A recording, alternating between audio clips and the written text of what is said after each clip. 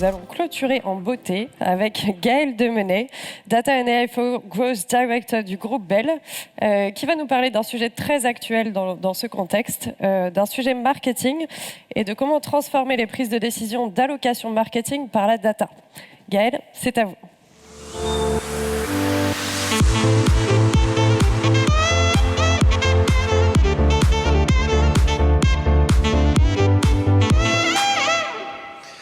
Alors, bonjour à tous, ravi d'être avec vous aujourd'hui pour vous partager quelques exemples de ce que nous faisons chez Bell pour utiliser la data, l'IA, le machine learning, quel que soit le mot qu'on met, on pourra parler d'analytics, pour quelque part aider l'ensemble des prises de décision pour les allocations marketing. Donc on parlera d'ANP chez Bell, Advertising et Promotion, c'est grosso modo tous les budgets qu'on dépense en médias, en hors médias et après en magasin.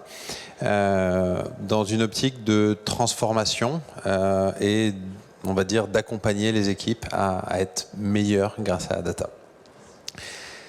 Alors, juste pour vous dire qui est Bell, je pense que vous connaissez, c'est un acteur agroalimentaire, un groupe français, 100% indépendant, centenaire, connu pour ses marques de fromage, la vache Kiri, Babybel, Boursin, et depuis peu, on s'étend sur deux autres piliers, le deuxième qui est le plant-based, avec une marque qui s'appelle Nourish, et enfin le troisième, c'est les fruits, avec, pour ceux qui ont des enfants, vous connaissez forcément Pompot. Alors le nom de la marque internationale est Go Go Squeeze, mais vous connaissez forcément Pompot. Donc voilà, trois branches aujourd'hui, du fromage, du plant-based et des fruits. Et un groupe engagé qui a une mission forte d'avoir un impact sur la planète et plus largement sur les personnes en fournissant une alimentation saine et responsable pour tous. Alors vous pourriez me dire, nous on est vraiment intermédiaire, c'est-à-dire on achète des matières premières qu'on transforme et après on les vend à des clients qui eux-mêmes les vendent à des consommateurs. Donc on pourrait se dire un petit peu quel est le rôle de la data chez Bell. Et en fait, le rôle de la data vient principalement d'un contexte qu'on a subi depuis quelques années, alors qui s'est très accentué ces 24 derniers mois, d'hypervolatilité et d'instabilité. Le Covid en fait partie, je pense que le conflit en Ukraine et tout l'impact que ça a pu avoir sur des matières premières ou les instabilités géopolitiques en font partie. Et ce qui oblige aujourd'hui l'ensemble des décideurs à, quelque part, apprendre à évoluer dans une sorte de nébuleuse ou de volatilité constante et d'être de plus en plus agile, de savoir scénariser des prises de décision et de savoir réagir quelque part aussi quand il faut prendre des décisions. Et quelque part, c'est ce contexte qui, en tout cas chez Bell, favorise l'émergence de la data et à laquelle on a donné trois grandes missions sur lesquelles on va s'appuyer pour la data. La première, ça va être d'essayer d'anticiper. Alors même si c'est complexe dans un monde aussi volatile qu'on le vit aujourd'hui, c'est comment essayer de se projeter un petit peu plus loin qu'une année ou 12 mois ou 18 mois, mais vraiment d'essayer d'anticiper quelle va être l'évolution du monde et des principales composantes qui vont impacter Bell pour donner aux décideurs différents scénarios, différentes hypothèses et après de pouvoir les réduire là-dessus. Donc nous, par exemple, pour être très concret, on est très impacté par l'inflation des matières premières parce qu'on achète, comme je vous disais, on achète du lait, du beurre, du carton, de la cire pour faire nos produits et les emballer. Et donc on est très impacté par ceci, donc on essaie au maximum d'anticiper leurs fluctuations, leur inflation, pour essayer de connaître leur impact et après scénariser des prises de décision qui peuvent aller jusqu'à bien sûr des hausses de prix telles que vous pouvez les vivre dans vos magasins. Le deuxième, ça va être d'arbitrer, parce que c'est bien de se projeter à des horizons de 2-3 ans, mais après il y a des décisions plus court terme à prendre. Et on vit dans un monde contraint en ressources, en moyens. Et chez Bell, on a une trentaine de BU, on a à peu près 5 marques fortes et des marques locales. Donc forcément, il faut savoir arbitrer ou allouer des moyens. Et donc c'est un enjeu fort qu'on attribue à la donnée. Et enfin, le troisième, alors moi je suis au sein d'une équipe transformation et au sein de cette équipe transformation, on se sert de la data pour transformer on va dire, et optimiser les process critiques du business de Bell. Il y a un enjeu de responsabiliser au maximum les clients internes qu'on va servir. L'idée, c'est pas uniquement de leur fournir un service et disparaître, mais c'est vraiment de les accompagner et de leur donner, grâce à la data, grâce aux insights que ça peut générer, grâce au scénario, à la simulation que ça va faire, tous les éléments pour qu'au final, ils aient un scope bien plus élargi de connaissances et qu'au final, ils puissent prendre les décisions les plus abouties. Donc c'est vraiment la data au service de la prise de décision pour, on va dire, responsabiliser au maximum nos clients internes. Et on les responsabilise beaucoup. Alors cette slide est forcément un peu provocative dans ce qu'on dit, parce qu'on essaie forcément d'améliorer la pertinence de nos modèles, bien évidemment. Mais d'une manière générale, tous nos modèles ne servent qu'à enrichir. Avant, les décisions étaient prises principalement sur de l'expérience. Okay, pourquoi pas? Ce qui était bien, parce que c'est ce qu'on avait au maximum. Et là, c'est vraiment de donner ce paramètre un petit peu nouveau pour servir les prises de décision. Donc nous, on essaie de se battre pour que les personnes s'en servent, comprennent, mais ne regardent pas le chiffre après la virgule qui est donnée, mais plutôt tous les éléments qui ont généré pour qu'au final, ils puissent prendre la bonne décision. Et pour reprendre ce qui était dit juste avant, très justement, je ne crois pas du tout au remplacement des humains par la machine, mais plutôt la complémentarité des deux pour au final créer une version augmentée de l'humain grâce à l'IA. Maintenant, si on rentre dans le détail un peu plus concret du marketing et de l'optimisation des allocations, nous, on a développé chez Bell une suite de programmes qui va répondre à la question de comment allouer au mieux mon budget marketing, donc A&P, à 3 niveaux. Le premier, ça va être entre tous les pays. C'est-à-dire quand on est en train de travailler sur le budget de l'année N+1, le patron des Global Markets et notre CFO, ils vont donner des directives, on va dire un cadrage au pays pour faire un budget. Et là, l'idée, c'est de savoir combien donner aux États-Unis, qui est notre grosse engine, combien donner à la France, qui est le gros marché, même s'il est en déclin, combien donner à la Chine, qui est petit, mais qui va boomer de manière très importante, ou combien donner au Maroc, à l'Algérie, qui sont des marchés historiques, même si ce n'est pas les marchés de demain. Et là, de manière assez simple pour l'expliquer, ce qu'on a fait un modèle assez simple qui va quelque part scorer l'ensemble des pays sur 2 axes. Premier axe, on va essayer de modéliser le potentiel de croissance d'un pays. Donc là, en regardant uniquement des facteurs macroéconomiques, le taux de chômage, le PIB par habitant, l'indice de stabilité géopolitique, le coût d'un panier moyen, des éléments comme ça, et nous permettre de donc dire sur l'année N+1 quel sera le score du pays par rapport à son potentiel. Et le deuxième axe, ça va être le potentiel de nos marques à délivrer du business, soit de la croissance top line, soit au contraire de la marge là-dessus. Et au final, ce score, qu'on va scaler de 0 à 100, qu'on va normaliser, ça va permettre de classer l'ensemble des pays et après de leur allouer, de les faire naviguer dans des gammes de ratios de budget marketing sur vente. Et au final, plus meilleur le score A, plus on ira toucher la borne haute, et à contrario, moins bon sera le score, moins haute sera l'allocation de moyens marketing là-dessus. Donc un vrai exercice de zero-based budgeting qu'on a fait et qui maintenant marche plutôt bien depuis quelques années. Le deuxième, c'est si on est en entonnoir, une fois qu'on sait, on va se placer maintenant, on est aux États-Unis, et les États-Unis ont hérité, je dis n'importe quoi, de 50 millions de dollars de budget marketing, et ils ont 7 marques. 3 marques cœur, très fortes, 3 marques locales, pas très importantes, et une nouvelle marque du plant-based.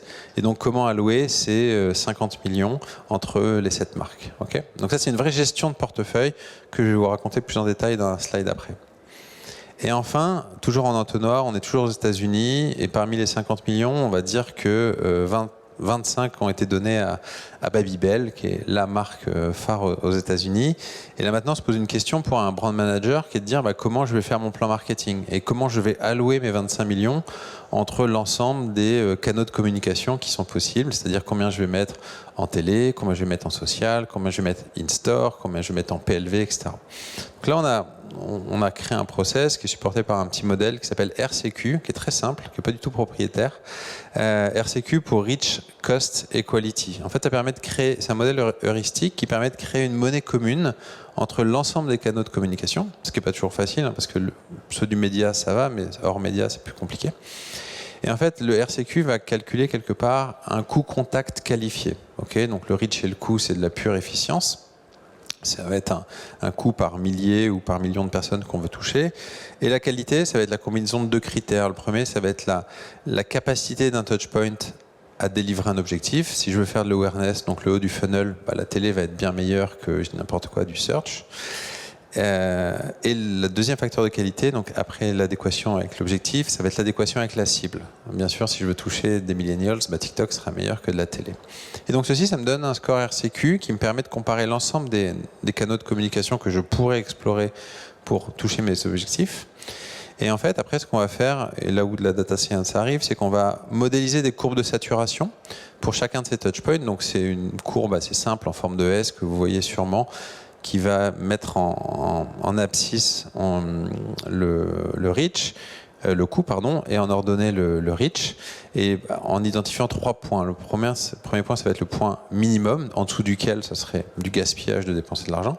Le point optimal, et après le point maximal, au-dessus duquel ça serait là aussi du gaspillage à faire. Et en fait, selon le score RCQ, selon le budget total et les courbes de saturation, l'algorithme va recommander les touchpoints à sélectionner avec les allocations pour chacun de ces touchpoints. Là aussi, quelque chose d'assez directionnel, parce que l'idée n'est pas de devenir une agence média intégrée, mais plutôt de rendre plus responsable et meilleur quelque part, avoir de plus forts partis pris notre équipe marketing pour challenger notamment ce que peuvent faire les agences médias. Et enfin, celui du milieu que je vais vous raconter un petit peu plus en détail. Donc on est toujours aux États-Unis. Et là, on est directeur marketing, directrice marketing, et on a 7 marques, alors 6 dans ce que vous voyez ici, et il y a un budget de 50 millions à allouer entre chacune des marques pour l'année N+1. Et là, c'est pas une question simple, c'est comment le faire. Est-ce qu'on le fait, on va dire, proportionnellement? Est-ce qu'on le fait proportionnellement au chiffre d'affaires? Mais est-ce que c'est juste? Parce qu'il y en a qui sont en croissance, d'autres qui contribuent à la marge, etc. Et en fait, ce qu'on va faire de manière assez simple, c'est de trouver une analogie.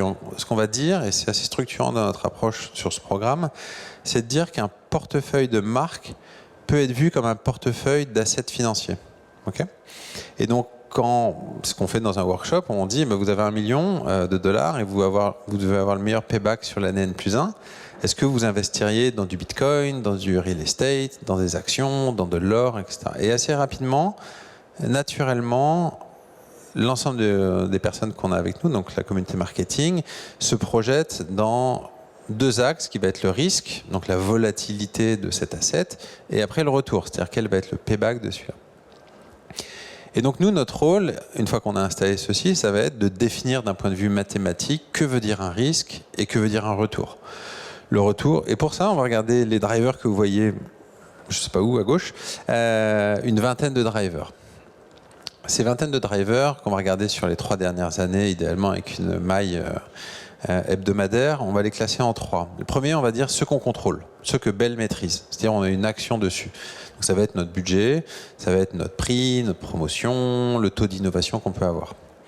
Le deuxième, c'est ceux qu'on ne contrôle pas, mais qui sont liés à l'univers dans lequel on vit. Donc là, ça va être la dynamique du marché dans lequel on est, ça va être la compétition, la perception des consommateurs. Et enfin, il y en a une 3e catégorie, ceux qu'on ne connaît pas. Vraiment ceux qu'on ne connaît pas, ça va être des grèves, ça peut être le Covid, ça peut être plein d'autres éléments. Et sur l'ensemble de ces drivers, ça va nous permettre de calculer le risque et le retour. Le risque, nous on va le définir comme la dépendance de nos ventes à des facteurs qu'on ne connaît pas.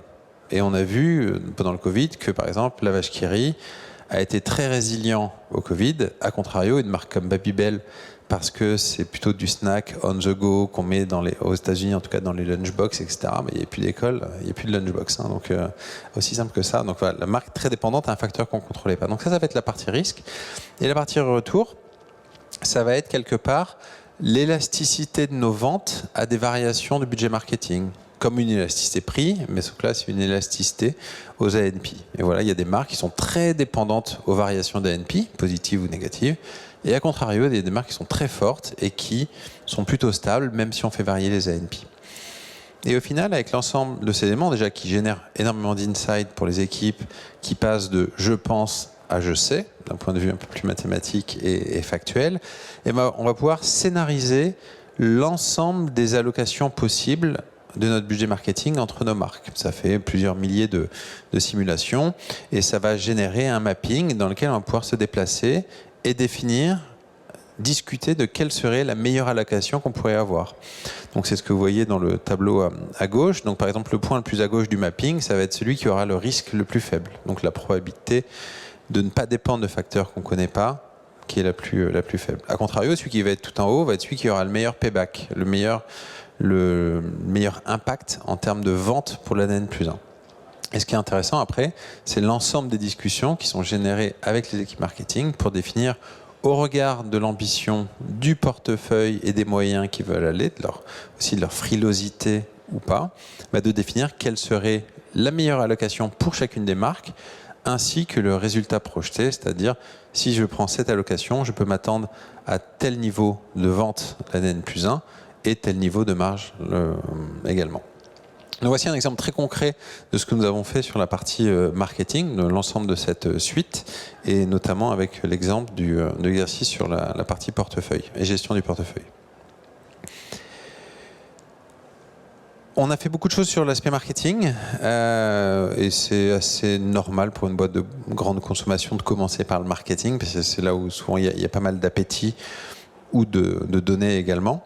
Mais maintenant, on est vraiment au début du voyage de transformation par la data chez Bell et l'idée est de s'étendre à différents métiers ou différents use cases dans la chaîne de valeur de Bell. Donc, on travaille actuellement, comme je vous disais en intro, sur un sujet sur les matières premières qui guiderait le prix des produits à passer pour les sales. On a aussi un sujet sur la supply pour essayer d'automatiser l'allocation de nos produits des usines à nos entrepôts et ainsi réduire le temps passé par nos différents demand planners. Et on a des sujets également sur l'innovation, alors qui est un peu plus lointain, qui est plus de recherche ici, où on essaie de modéliser le vieillissement de nos produits et le facteur de vieillissement de nos produits d'un point de vue organoleptique et biochimique pour demain essayer d'étendre un peu plus la DLUO et donc lutter contre le gaspillage alimentaire. Donc voilà, ça reste le début, plutôt bien avancé d'un point de vue marketing, mais encore beaucoup de cas d'usage à faire le long de la chaîne de valeur de Bell. Merci.